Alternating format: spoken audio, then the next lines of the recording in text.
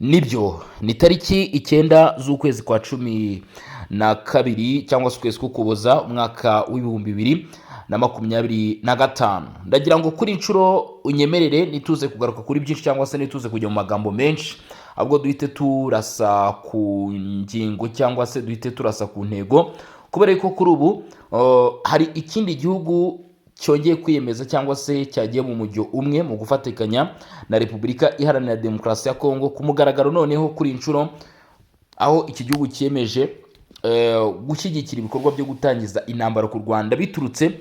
mu mirwano irimo ibera cyangwa se irimo yumvikana mu burasirazuba bwa Repubulika Iharanira Demokarasi ya Kongo. Murabizi yuko iki gihugu cya Repubulika Demokarasi ya Kongo giherutse gusinyana amasezerano n'u Rwanda, ariko kabone nubwo cyasinyanye amasezerano y'u Rwanda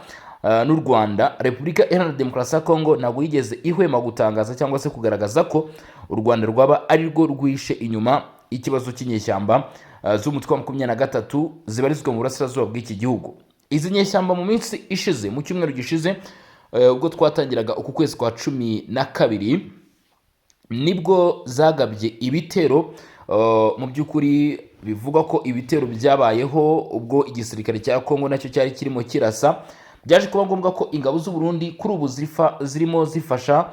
FARDC nazo zigaragara muri iyi mirwano. Ibyo byakururiye umutwe wa 23 kwisanga wamaze kurasa ku butaka bw'u Burundi. Uku kurasa ku butaka bw'u Burundi byahise bitangizwa nk'ikimenyetso rusange cy'ishotorwa rikomeye cyane ku butegetsi bw'u Burundi, ndetse byakurikiye amakuru yamenyekanye avuga ko hari amwe mu mamodoka, amakamyo akomeye cyane y'ibikoresho byagejwe i Burundi biciye muri Tanzania, ndetse kandi hari n'ibyari byamaze kugezwa Uvira na Rubarika nk'uko nagiye mbibabwira. Ibi byongeye kugaragaza cyangwa se kwerekana indi shusho y'uko iyi ntambara ya hano mu karere ka Afurika y'Ibiyaga bigari irimo iragenda mu by'ukuri ishyuha uko bwije n'uko bukeye. Uko kurasa ku butaka bw'u Burundi byakururiye akaga gakomeye cyane abo mu mutwe wa 23, kuko mu ntangiriro z'iminsi ishize u Burundi bwari bwavuze cyangwa se bwari bwashyize hanze inyandiko yo kwamagana ndetse no guteguza umutwe wa 23 ko ushobora kubiryozwa mu gukomeza kurasa ku butaka bw'u Burundi. Kuri inshuro ntabwo noneho iki kibazo kigarutse ku mutwe wa 23, ahubwo Minisitiri w'Ububanyi n'Amahanga w'u Burundi ku mugaragaro cyangwa se byeruye akomoje cyangwa se avuze amagambo akomeye cyane, ndetse aya magambo akomeye cyane yongera gutangaza ko mu by'ukuri ari amagambo asa nkaho agenewe ibihugu birimo mu by'ukuri bifasha umutwe wa 23. Nta nubwo ari byinshi avuze ko ari igihugu cy'u Rwanda, ndetse avuga mu by'ukuri ko hari igikwiye kuba cyakorwa cyangwa se hari igikwiye kuba cyashyirwa mu bikorwa. Ibyo nibivuzwe nande na Minisitiri w'Ububanyi n'Amahanga w'u Burundi. Ibi byongeye kuba ikimenyetso simusiga cyo kugaragaza aho ibintu birimo byerekeza. Ibyo byose tugiye kuba twabigarukaho, ariko kandi n'imirwano yakomeje mu bice bigiye bitandukanye, nabyo turasa kugenda tubigarukaho ku musozo w'aya makuru. Munyemere nabyo tuze kubigarukaho. Hanyuma rero reka dufungure kuri inkuru ikomeye cyane igaruka ku bijyanye n'ibyo u Burundi bwongeye gutangaza, buvuga cyangwa se bugaruka kuri iyi ntambara irimo iba hara muri Kivu y'Amajyepfo, ndetse n'ikimenyetso simusiga kigaragaza ugushyigikira mu by'ukuri ibikorwa by'intambara ku gihugu cy'u Rwanda hakurikijwe amagambo yavuzwe n'uyu muyobozi. Ndetse kandi ntabwo nakwibagirwa kukubwira ko tuza no kureba ku byo Felix Tshisekedi Tshilombo yaraye avugiye i Kinshasa tariki 8 uku kwezi k'Ukuboza umwaka wa 2025, aho Felix Tshisekedi Tshilombo atigeze atinya kuvuga yuko u Rwanda rutari kubahiriza amasezerano yasinyiwe Washington DC, ahubwo ruri kurenga kuri aya masezerano rugakomeza gutegura ndetse no kugaba ibitero kuri iki gihugu cya Repubulika Demokarasi ya Kongo. Ndetse uyu mukuru w'igihugu Felix Tshisekedi ahita avuga ko nubwo amasezerano yasinywe Washington, aya masezerano adashobora gukuraho ko igihugu kigomba gukomeza kurinda ndetse no gucunga no kugenzura ubusugire ubusugire bwacu. Ubwo ni Repubulika ya Demokarasi ya Kongo nyine nk'uko mubyumva. Hari n'ibindi byinshi uyu mukuru w'igihugu yagiye agarukaho, ariko by'umwihariko turagaruka ku bijyanye n'ibibazo by'akarere ka Afurika y'ibiyaga bigari ndetse na Afurika plutôt no mu burasirazuba bwa Kongo, byose turebe uko bimeze. Hanyuma rero ku muntu utarakanda subscribe cyangwa se s'abone, aho ni mu rurimi rw'igifaransa, menya kuri muracikwa cyane, kuko mu by'ukuri biraza kugusaba imbaraga ndetse n'intege kongera kubona ibiganiro n'amakuru byacu, kandi ngira ngo wabyumvishe ko ari ibiganiro bitosoye mu by'ukuri. Bivuze rero kanda kuri ako gabuto gatukura, ubundi tujye turushaho kugenda tubana umunsi ku wundi cyangwa se 5 kuri 5. Amakuru yamaze kuba yamenyekana nk'uko nari ndimo mbikubwira, Uburundi bwongeye kwamagana ibitero by'u Rwanda, ndetse bunavuga ko ingabo zabwo FDNB zizakomeza gukorera muri Repubulika ya Demokarasi ya Kongo, ngo isa bashobora kuba bahavira, cyangwa se igihe ingabo zabwo z'Uburundi nyine zishobora kuba zava kuri ubu butaka, ni mu gihe Repubulika ya Demokarasi ya Kongo yo ubwayo yavuga yuko mu by'ukuri izi ngabo zigomba kuba zagira iki, zigomba kuba zahava. Bati Uburundi bwashinje u Rwanda gukomeza ibikorwa byo guhungabanya umutekano ku mupaka uhuza ibihugu byombi, no kuva uhuza igihugu cy'u Rwanda ndetse n'u Burundi, yewe hakiyongeraho na Repubulika Iharanira Demokarasi ya Kongo. Buhamya Kongo ingabo zabwo ziri ku butaka bwa Kongo zitazigera zivanwayo kugeza ubwo icyazijyanyeyo mu by'ukuri kizaba kirangiye, cyangwa se impamvu yatumye zijyayo izaba irangiye. Ariko basobanura ko kugira ngo zivanweyo ari ukugeza ubwo mu by'ukuri nyine abazohereje bazaba bavuze bati reka twongere tugaruke, cyangwa se Repubulika ya Demokarasi ya Kongo ivuze iti misiyo yanyu irarangiye cyangwa se irahagaze. Hano rero kuri iyo shusho dukurikije ibyo Uburundi bwavuze, bigaragara ko bwashatse kugaragaza cyangwa se kwerekana ko mu by'ukuri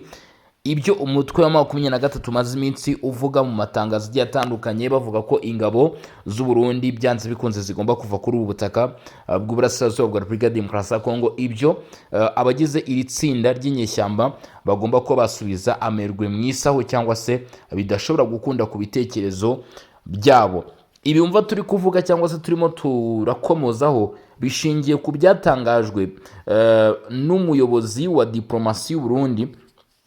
ni Minisitiri w'Ububanyi n'Amahanga Edouard Bizimana, mu kiganiro yagiranye n'abahagarariye ibihugu ndetse n'imiryango mpuzamahanga hano muri iki gihugu cy'u Burundi. Uyu bwana Edouard Bizimana niwe bongeye kuba mu by'ukuri yazamura iki gitutu cyose umva turimo tuvuga, ndetse asobanura naho igihugu gihagaze ku bijyanye n'ibitero cyagabweho intambara mu burasirazuba bwa Kongo ndetse no ku ruhande rw'u Rwanda, ariko nanone bijyanirana cyangwa se bikomeza guhura n'iyi ntambara mu burasirazuba bwa Kongo. Uyu Minisitiri Bizimana yavuze ko ngo u Rwanda rukomeje ibikorwa byo kurenga ku masezerano aherutse gushyirwaho umukono, arimo ayerekeye guhagarika imirwano ndetse no kubyutsa inzira y'amahoro mu karere. Anavuga ko ngo u Rwanda rwagiye imbere mu kohereza abasirikare ndetse no kugaba ibitero ngo byahitanye abaturage ndetse bikanahitana abasirikare b'u Burundi bari mu bikorwa byo kubungabunga umutekano muri Repubulika ya Demokarasi ya Kongo. Byeruye noneho Burundi urumva icyo bwavuze, bwavuze ko binyuze kuri uyu nguyu Minisitiri Bizimana, baravuga bati ibikorwa by'u Rwanda bikomeje bikomeje mu by'ukuri guhagarika cyangwa se kubangamira amasezerano y'amahoro aherutse gusinywa, kandi n'ubundi u Rwanda ruri mu rwayasenye kugeza uyu munsi. Uburundi rero bukaba bufite ingabo nyinshi cyane. Nubwo bimeze bityo, ingabo z'u Burundi ni nyinshi ku butaka bw'uburasirazuba bwa Kongo, kuko ni ingabo zirenga cyangwa se ziri hejuru y'ibihumbi 15 byose. Amakuru rero aturuka mu nzego zitandukanye aremeza ko ingabo z'u Burundi zigera mu 15 ziri mu bikorwa by'ubufatanye n'ubutegetsi bwa Kinshasa mu burasirazuba bwa Kongo, ndetse Bizimana arashima abo basirikare, avuga ko mu by'ukuri bahagaze bwuma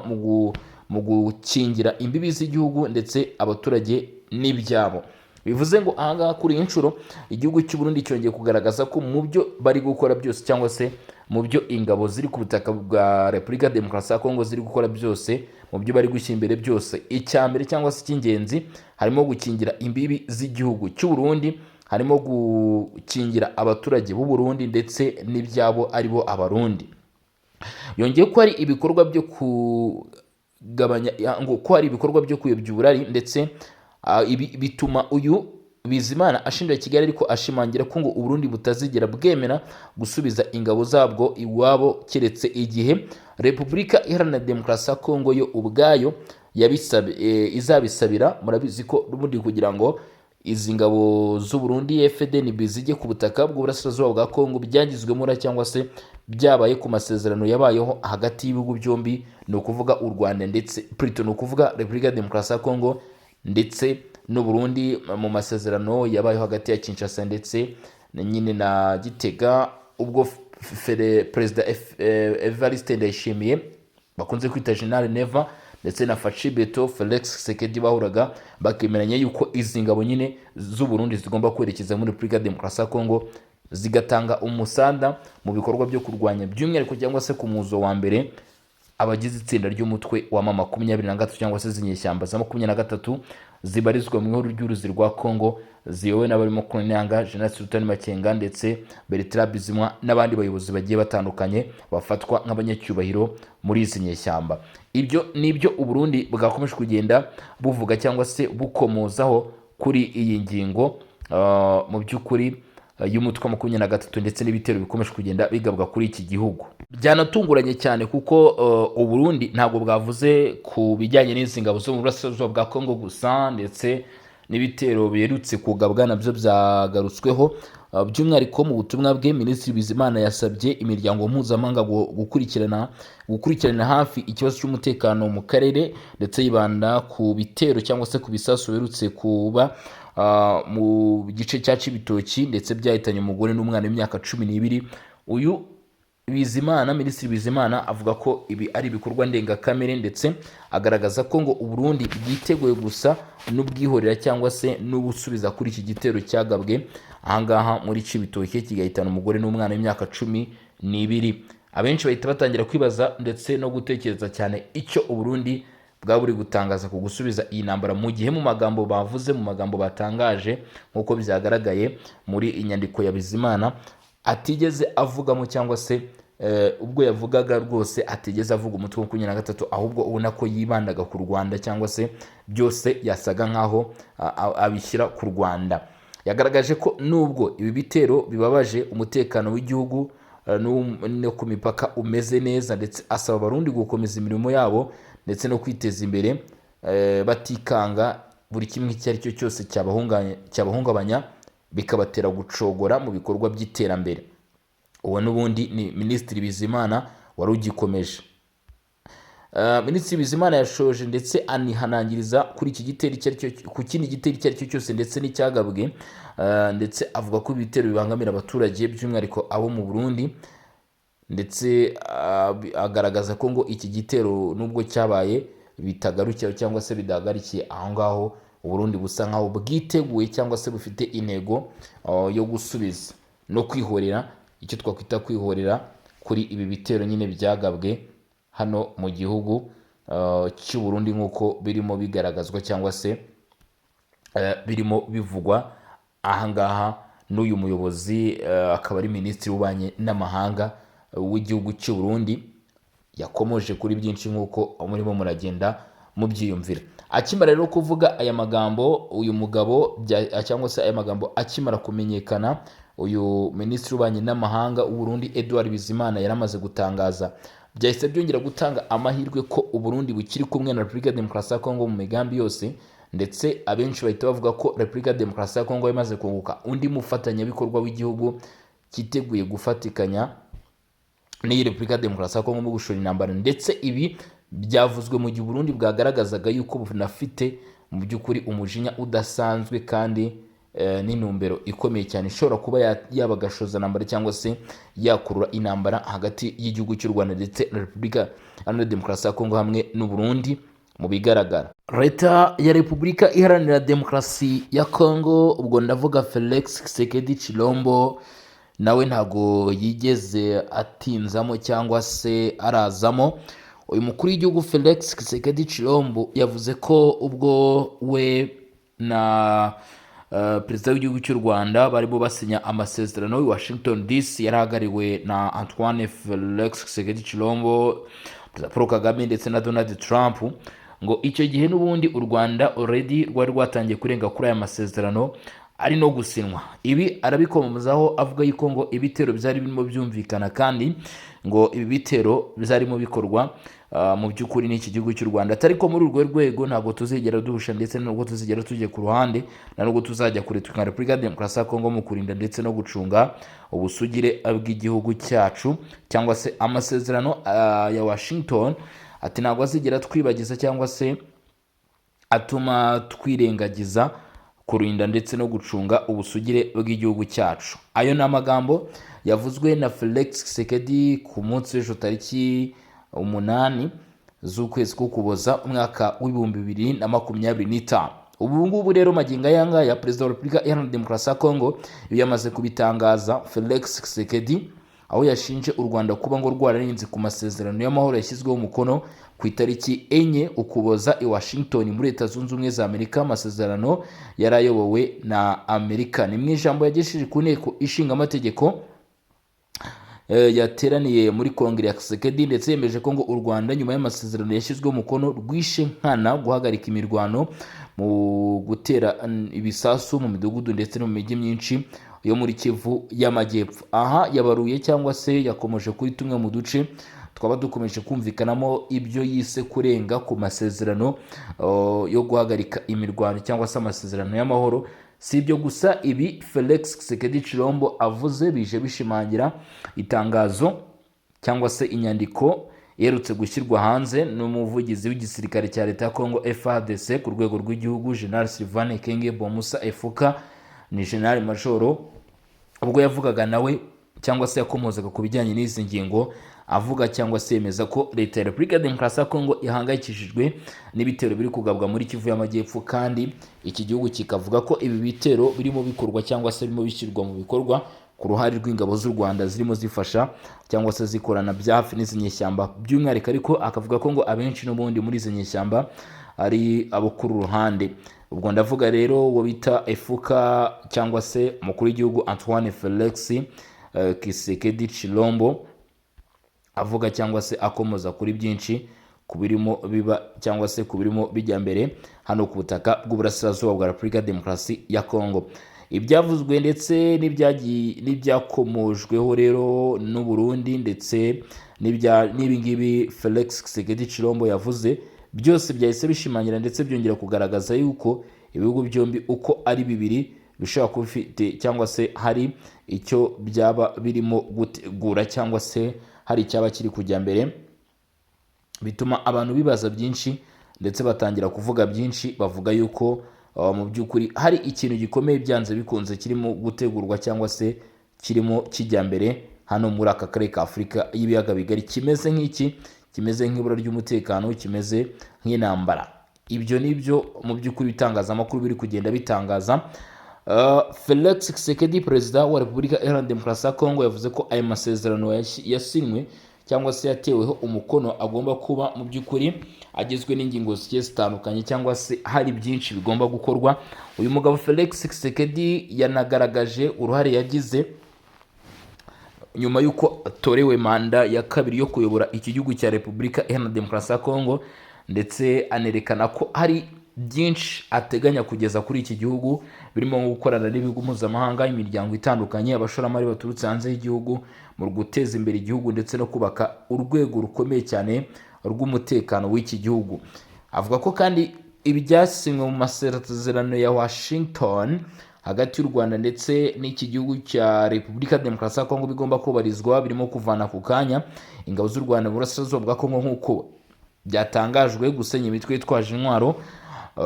gushyiraho uburyo bw'umutekano buhuriyeho ndetse no guhagarika imirwano. Icyo kikaza no ku mwuzo wa mbere w'ibigomba kuba mu by'ukuri byakorwa. Ni Felix Tshisekedi rero wagezaga ijambo ku bagize inteko ishinga amategeko, ndetse ijambo mu by'ukuri ryagiye ryakirwa mu buryo bugiye butandukanye bitewe nyine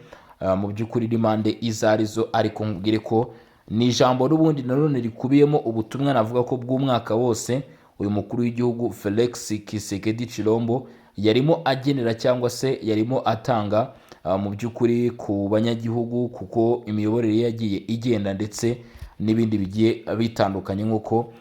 byakomeje kugenda bigaragara. Ubwo rero aba bakuru b'ibihugu Felix Tshisekedi Tshilombo barimo ageza ku baturage ijambo, ndetse no mu Burundi Minisitiri w'Ububanyi n'Amahanga nawe yarimo atangaza amagambo agiye atandukanye. Ntabwo byakwiye ko imirwano yakomeje mu bice bimwe na bimwe n'ubundi hano ku butaka bw'uburasirazuba bwa Repubulika ya Demokarasi ya Kongo. Biravuga ko agace bita Katare inyeshyamba za 23 zambaranye ku buryo budasanzwe na FARDC, igisirikare cya leta ya Kongo. Ibi kandi bikaba byabaye n'ubundi kuva tariki 8 Ukuboza, ibitero bishya by'indege bya FARDC ngo byaje kwibasira imwe mu myanya y'inyeshyamba za 23 aho bita Katare, ni muri teritwari ya Masisi, kamwe mu duce dore muri Kivu y'Amajyaruguru. Amakuru atangaza ko drone ya FARDC yaje kugaragara hejuru y'ikirere cya Katare, ni nko mu birometero birenga 15 uvuye mu burasirazuba bwa centre ya Masisi cyangwa se Masisi centre. Ni naho hatewe ibisasu rero, akaba ari ku birindiro by'inyeshyamba zo mu mutwe wa 23, ndetse bivuga ko mu by'ukuri ibi bisa neza niberutse kuba bita Nyabiondo, aho igisirikare cya leta ya Kongo cyongeye gukora akantu hano Masisi ndetse na za Bukomba, hose bikomeje kuba amayobera. Amakuru akaba avuga ko ibi bisasu byatewe Katare, hari ibirindiro by'umutwe wa 23 byahungabanyije ku buryo bukomeye cyane zino nyeshyamba, ndetse no ku muhanda Masisi centre bihambwe kuva mu gitondo ku munsi w'ejo. Bikaba mu by'ukuri byaragaragaye ko hari ubwoba ndetse no gushidikanya ku kiri kujya mbere kuri ubutaka bw'uburasirazuba bwa Kongo.